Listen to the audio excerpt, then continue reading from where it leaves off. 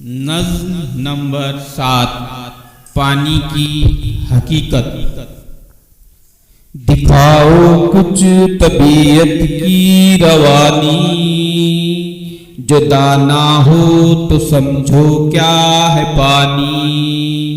ये मिलकर दो हवाओं से बना है, गिरा खुल जाए तो फौरन हवा है। नहीं करता किसी बर्तन से खटपट, हर एक सांचे में ढल जाता है झटपट। जो हल्का हो उसे सर पर उठाए, जो भारी हो उसे गोता खिलाए।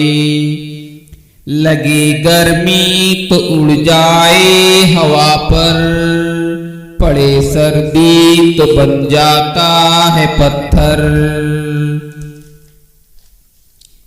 हवा में मिल के गायब हो नजर से, कभी ऊपर से बादल बन के बरसे।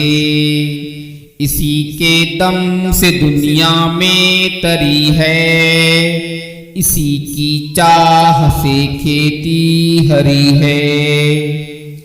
इसी को पी के जीते हैं सब इंसान, इसी से ताज़ा दम होते हैं हैवान।